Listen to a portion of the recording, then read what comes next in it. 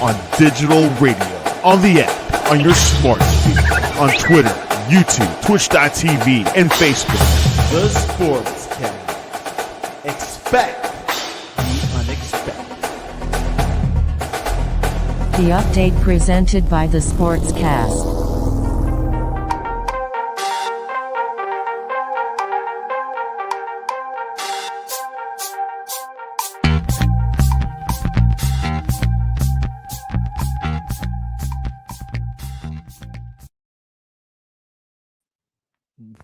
Welcome to the Sportscast, February 3rd, 2025. If you haven't yet, please subscribe in all our channels, YouTube, Facebook, X, and Apple Podcast. You can also listen to us on your smart speaker. If you're listening on Apple Podcasts, please leave a rating and a review. It will help us out tremendously. We're also on online digital radio. Visit our website, thesportscast.net. Also, follow us on X at the Sportscast1 and check out our app, the Sportscast, in the iOS App Store. NBA news fills the NFL no game weekend. A man that's joined us, not to talk about the Chelsea game against West Ham. He's back. Hal Phillips, welcome back to the Sportscast. What is up, Santi? Long time no see. Long time no see. How was your off season? How was your Christmas, your holidays, all that jazz? It was all good. And I wonder whether or not this trade, whether they move the trade deadline to this weekend specifically because of the Super Bowl. I mean, the NBA keeps sort of dodging the NFL whenever they can, and this is like the earliest trade deadline in years and years. I don't know what they were thinking, except maybe we can steal the spotlight for a week when Fox gets traded, but they had no idea what was really coming. It might be a payback for the Christmas games NFL took over on Netflix. Yeah, it's just a football culture. You can't win that. You just gotta do what you gotta do. Like England, football versus cricket. Football always wins. Anyways, Let's go to the top headlines. How is referencing to the Lakers trading for Luka Doncic in exchange for Anthony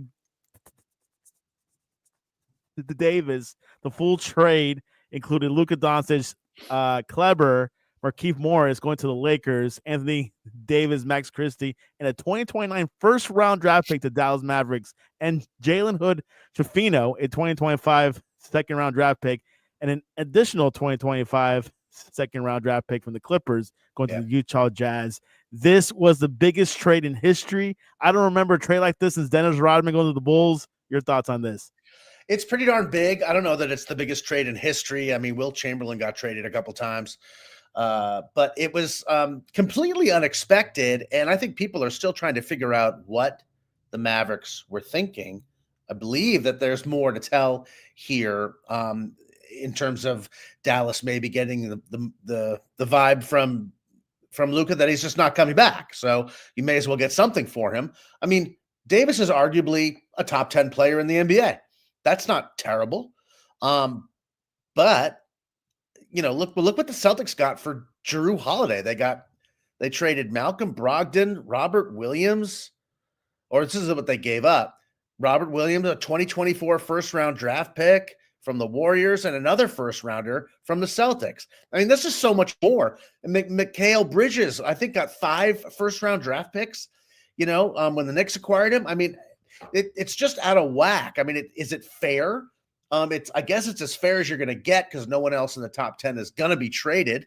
But Davis is 31 years old and is always hurt. So I think a lot of people are scratching their heads as to what Dallas was thinking. Yeah, a lot going on there. Keep in mind that Mark Cuban is no longer the majority owner. He is a minority owner. So this was not something that he triggered. It was the GM, Nico Harrison, who actually knows the LA Laker general manager, Pelinka, for years. I think 25 years as friends. So this is nothing new. They had coffee together, and this was planned out for about 4 weeks out, I believe. And they were discussing, hey, what if this happens? What if this? And one of the things I've heard that Nico Harrison said that he did not like Luka's conditioning practices. Also, his weight was an issue. Do you think that was that considered? Do you think? I guess in the larger scheme of things, Dallas knows this guy's personal habits better than anybody else. And if you watch the finals last year, he was absolutely winded all the freaking time throughout the second half. Did he play terribly in those second halves? Not really, but he was clearly not in shape. And, by the end of a season, you should be in tip-top shape. The guy's 26 years old. If you can't get yourself in shape for a playoff run at 26, what's going to happen when you're 29? So I guess that was a worry. And I think more than that, or in addition to that, you can imagine Dallas being worried about, this is just a guy who does not take the money or the job seriously enough. He can't even be bothered to get into shape. So why are we going to pay him $340 million for 5 years on a re-signing package, which is what it would have cost them? So I guess I can understand that. But why wouldn't you let everybody know that Doncic is available and maybe you get a better offer? Maybe you get, a couple of starters and a couple of first-round draft picks. That's going to be more useful, I think, than Anthony Davis, who I think he has this year and then one more year. Then he's 33. And I don't know how, he's hurt right now. He's got an abdominal strain. So I don't know how he's not going to help them immediately, which is, I guess, short-sighted thinking. But the guy's just always been hurt, and he's obviously a talent. They got something back for him, but not a whole lot. This trade is about the Lakers, and as much as I hate to admit it, because I don't like the Lakers, they fleeced Dallas here, and it's pretty easy to see why. So do you think Lakers are in a better position for a championship versus the Mavericks? Well, yes, is the short answer to that, but they've got options that Dallas does not have. For example, suppose Luka is really hurt and is not going to come back this year. Now they could trade LeBron James, to the Golden State Warriors this week and just wait for 2025, 2026 and build a team around Luka, and they'll have a lot of money to spend in doing that. So that's a level of flexibility that they just didn't have last week. So, and LeBron, may see this as his last hurrah and he wants to play with Luka. What happens then? Well, then you wait for Luka to come back, and Maxi Kleber is going to play for the Lakers. He's healthy. At the 5. He's healthy. Finally, he's always hurt too. He's going to play, and Jackson Hayes is a serviceable big man, and they're going to be very good. They're going to be very difficult. I wouldn't want to play him in the playoffs if both of those guys are healthy. LeBron's been amazing. I have friends of mine from the Boston area who sort of put on this "I hate LeBron" facade. I don't know how you can hate the guy. He's very media savvy, and he runs every team that he's on in a sort of shadow GM role. But he faked it pretty good in New York when they told him about this trade. It was not clear to me that he was playing dumb. I don't think he really knew what was going on. But now that he does, I'm sure he likes it. It means he doesn't have to handle the ball. It means that Austin Reeves doesn't have to handle the ball. He's just a pure shooter now. They've got Vanderbilt back. They've got Hachimura to play on the front court. And this is a very different team with Luka, and a much better team than they had on Saturday. And you did not mention Bronny with that sentence. I forgot about Bronny. Poor Bronny. I just can't believe that. And I guess this is a legitimate criticism of LeBron, and perfectly fair. How could you do this to your kid? For your own ego to say that you played in the NBA with your kid, what are you doing to this kid? He was at USC. He was a decent player. He was not ready, and they pluck him. He goes pro so he can sit on the bench with his dad for a couple of games and then play in the G League. How could you do that to your flesh and blood? Yeah, that's quite something. Even Stephen A. Smith was saying something like that, how that he should have stayed in college or maybe just be a G League player.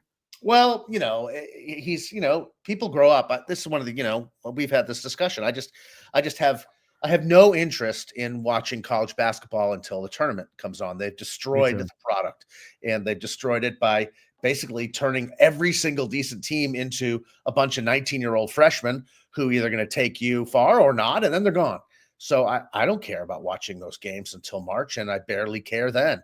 It's really interesting. Now this is a little bit of a tangent, but there's a young man from Maine called Cooper Flagg who's playing at Duke. Very good. And he's, the next big thing. He's a 6'9" all-court player, and he's going to go pro next year. And some people are like, "Oh, did you see Cooper? Oh, he played UNC last night." I can't bring myself to watch the game. I mean, I really can't do it. It's meaningless. It's a bunch of people I don't know playing 5 other people I don't know. And actually, the other night they played UNC, and I played poker here with some buddies, and someone wanted the game on, so I flipped it on.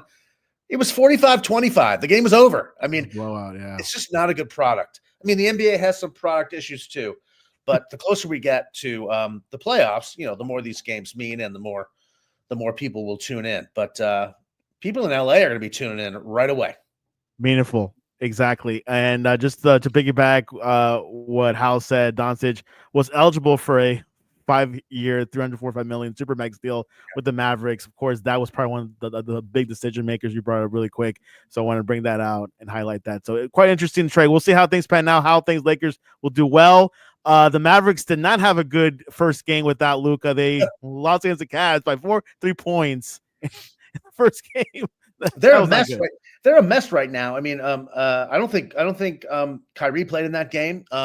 Derek Lively, their young center, who's very good, no Clay is either, hurt I think. and is going to be out for another month at least. And they're just, they don't have their new player yet. I mean, when they do get him, I guess that's the one thing you can say is the Mavericks are committed to playing Anthony Davis at the 4 and not the 5. They have 2 centers. They can't dump them both. So, PJ Washington play the small forward, and then Kyrie runs the show. It's not a terrible team. I mean, they'll probably be a tough out in the playoffs if they meld. But there's just no telling what will happen. I can't see Davis staying there more than next year. And how does Kyrie react to this? I mean, he's been a good teammate. Everyone says that he came to Dallas for Luka. Well, he came to Dallas for the money. True. And he wanted to play with Luka, and they seem to get along. It's just not happened the way they want. So now he's playing with Spencer Dinwiddie, and it's a little bit of a different dynamic. I don't worry about. I don't cry over Kyrie's dilemma. He creates most of these dilemmas himself. Not this time. I don't know. Dallas was a finalist last year. I don't see them being a finalist this year. In fact, I mean, if they don't play well, they won't make the playoffs. Exactly. NBA experts are saying the same thing all week, these past 2 days, on all weekend. Let's go to more trade news. The Aaron Hawks from Sacramento Kings is heading to San Antonio, Sal, to join Mbiyana. And then obviously the Kings will receive Zach LaVine and Sidi Sissoko and first 3 rounders. Your thoughts over this move? This was rumored for the past month, so we saw this coming. Yeah, I mean, basically, the Spurs have been stockpiling assets, and they have a bunch of draft picks. They've got Wembanyama. They've got really a bumper crop of great wings, young wings. Let's start with the ones who aren't playing. This dude, Champagny, whose brother plays in Washington. Great player. This guy, Castle, who was at UConn last year. Another 6'5", 6'6", shooting wing who could defend a little bit now that he's been motivated. Great player. Darren Vassell is a great 3. He can play the 2. He can handle the ball. I think he may be their second best player, before De'Aaron Fox showed up. So they have a lot of pieces. And Keldon Johnson is a good player. Again, a 3 on a team loaded with 3. So what did they actually send? What did they give up besides can you give us the details? Yeah. I'll pull the details right now. Fox, Sacramento finalizing deal. Jordan McLaughlin to the San Antonio Spurs, a multi-team deal. Sacramento. Okay. I don't know who the Spurs gave up. I did not see in the article. Let me pull that up. Yeah, they had to have given up some of those guys, or may have been all draft picks, because they've got a ton of those too. But the point is that everyone was like, oh, well, the Spurs should try to contend this year. They've got a pretty good team. As it is now, and they've got Chris Paul on the team, and he ain't going to be around too much longer. If you're going to go for it, now's the time. Well, they're going to go for it, and now Chris Paul is going to be running the second unit. De'Aaron Fox is going to step up and be a starting guard that, they really have not had that kind of, dynamism at that position. They've had some journeymen. They've had a 35-year-old Chris Paul, however old he is. This is going to make a big difference. They're 20 and 25 right now. I think that's right. They're 5 games under 500. I mean, they're going to have to play real well to get into the play-in game. There's So this still time. this might not work. But De'Aaron Fox is a young man. He's going to be a good player for 3, 4, 5 years. And if they, draft somebody really well or use these assets to pick up, I think they need a 4. I think they need a big guy to play next to Wembanyama. Then they're going to be a force to be reckoned with. So let's say with Levine, Sissoko. Well, the Spurs acquire and Jordan McLaughlin. There must have been picks. Yeah, The probably Bulls- picks around. Because I don't see anyone. First round picks, 2025 from Charlotte, 27 from there we go. San Antonio. It looks like it was a pick issue there. And the Bulls got their pick back in getting Zach Collins because they had lost that when they signed DeMar DeRozan. I believe that was from the DeRozan trade 2 years ago. They got it back, and they're not very good, so that's going to be a good pick. So it's a good. Let's look at the other teams for a second. I think we can all agree that San Antonio improved themselves. They may still not be good enough to win anything this year, but correct. I like the fact that they're trying to win, and I think it's smart with Chris Paul in your roster to give it a go. I mean, they could be a very, very tough out in the West. But the Bulls, their goal was to get rid of Zach LaVine. He has a monstrous contract, and nobody wanted him. So they were able to get, the Kings to take him. And I think it's, $50 million a year, and they may have another year left in that contract. So that's a big win for the Bulls just to get out from under that contract and to get their pick back. So job done there. And, if you're the Kings, I don't know where you go from here. Fox did not want to play in Sacramento anymore. Plus, they got rid of their coach a few weeks back. Yes, the guy who won Coach of the Year, which is the kiss of death. They've been actually better. I have Sabonis on my fantasy team, so I've been playing close attention to the Kings. That is a good roster, and they've been playing better since Mike Brown left. And they're scoring more, and now they have a completely different and kick-ass backcourt. Malik Monk. I don't know if you've ever seen Malik Monk play since he starting this, for this team. He's very, very good. He was their 6th man, come off the bench and, immediately score, component. Now he's starting, and now he's got Zach LaVine next to him. That's a pretty good team. They missed, that now they've got DeRozan on the wing and those 2 guards and Sabonis and Keegan Murray. Are they better? I don't know. They're different, and they're going to be very hard to play. I don't know what they're going to do. I think that's the problem with Fox and staying. He just didn't see how this team was going to take the next step. They seem to have sort of peaked. But that team had so much promise 2 years ago when they were about to beat the Warriors. Well, look what happened. What did that mean? The Warriors are no good anymore. So they almost beat a team that's no good. They're like, I think they were 3 or 4 games over 500 in a very tough division, and I don't see that they're any different now. I love watching Sabonis play. He's so good. He's good. I like him. Yeah, great player. Go ahead. Yeah. So let's move on to Warriors. We were talking about them. They wanted Jimmy Butler, but he did not want to sign an extension. This has been drama for the past month here in Miami, but your thoughts over the situation here with Butler? Well, I think Jimmy Butler has finally worn out his last welcome. I don't know who's going to pay this guy $50 million next year. Not me or you. Huh? Not me. No, I'm not doing it. And but it's so I saw this headline today, and I was like, wait, did that change? Because Butler won't sign extension if traded to Warriors. That means that, what does that mean? I mean, he's got an option to get paid $50 million next year. If he's not going to sign that extension, that means that the Warriors probably will trade for him. So I'm misinterpreting this headline you've got here, but I haven't heard that that's happened. So I would be surprised if that did happen. He's not going to give up that money. Who gives up $50 million? What human does that? I'm not sure, but he was in the same boat as LaVine was, and that Bradley Beal is. Yeah. Nobody is going to pay the money that these guys command with their backloaded contracts. And now the teams that, basically funded those contracts are sort of screwed. They've got to play these guys until the thing run out, but no one's going to take on a contract like that. So it's a bit of a puzzle for Miami. But I don't like Pat Riley. He runs the Heat like a mafia don, and everyone praises him. But they haven't won anything in a long time down there. And Jimmy Butler was the guy who brought them closest. But is that what it's about, Pat?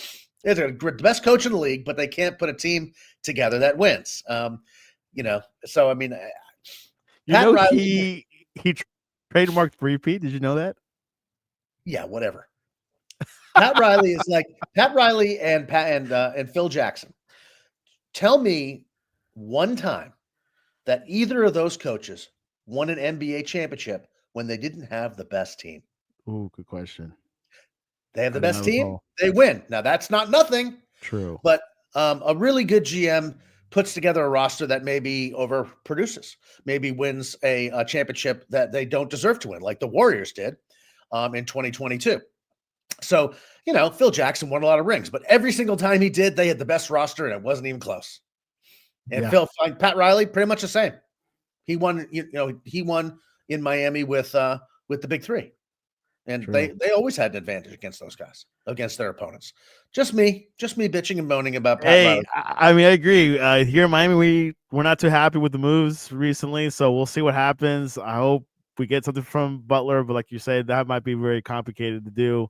So hopefully, maybe we'll just have to wait till he's offloaded. And how much of a warrior? I gave Pat Riley some shit, but how much of a warrior is Jimmy Butler really? Does he really want to play? If he wants to play, he'll take a deferment. He'll, if he wants to go to the Warriors and make them, give him one last title run, go ahead and do it. Make it happen. You've got a ton of money, I'm sure. I'm not sure what the situation is, but Houston, I thought he would go. I thought he would go to Houston. I thought Phoenix.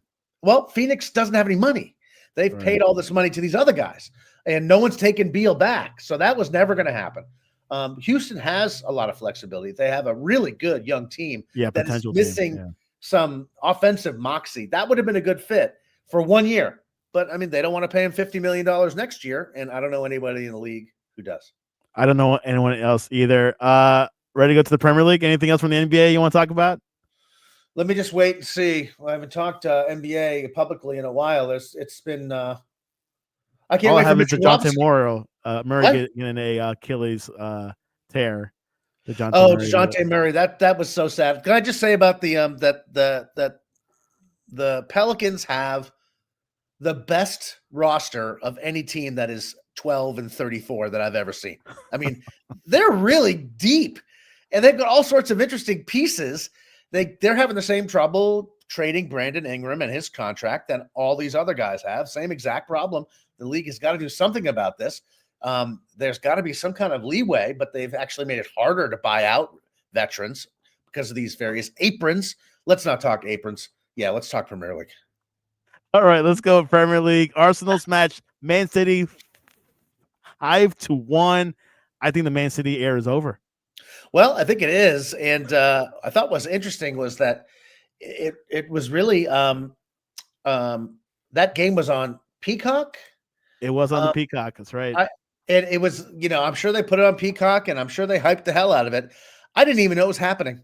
I watched Tottenham in the morning, and I had a bunch of errands to do. That would have been the premier game of the weekend, of the month. But Man City has just lost too many fucking games to make that the case. And I'm looking at their schedule. The next 7, they get Real Madrid, Newcastle, Real Madrid, Liverpool, Tottenham, who's already beaten them twice this year, Nottingham Forest, who's 3rd in the league, and then they're home to Brighton. It's a good team. They could lose 5 or 6 of those games. They did got the FA Cup against Leyton Orient. So okay, I'll pick them. I'll pick Man City in that game. Everything. It's like everything else. Nothing. How does an empire fall? It's like a little bit at a time, and then all at once. I mean, that now they just have no confidence, and they're giving the ball away in the back. That first goal from Arsenal was just pathetic. It was high school soccer business. So I don't know. I'm a fan of Pep, or I'm an admirer of his work, but he's clearly human, and this team has just stopped playing for him, and they just don't have any. They don't have any confidence anymore to ping the ball around like he insisted they do for a decade. So that's a good run. He just signed a new contract. I 9 probably wish he had. years. That's too Yeah. much. That's too much, Hal. Yeah, I, but I mean, I have no sympathy for them. That the joke in England is that Man City is going to lose a bunch of fans, bunch of diehard fans when the team goes bad. If they had any diehard fans, they are universally considered sort of Ereviste, Johnny-come-lately fans who only showed up when Pep did. Manchester City has always been the weak sister in that town, and they've had some decent teams, but they've never been that great, and a very small fan base. And what happens now? Who do you bring in to follow Pep? Will Pep come back with a vengeance because he's been embarrassed? Maybe, but it's a bit of a mess. But they are still in what? Are they still in fourth place? Fourth place. Look at With that. with all the trouble they've been through, they're still in fourth, top four, behind 9-4 and ahead of Newcastle. And look at that. They've won three. They've won 3 games out of 5, and with a draw. Yeah, they had a good run before this weekend. Correct. Yeah. What's really amazing is that I'm a Tottenham fan, so I've been just in a fetal position for about 2 months. But It's who we are.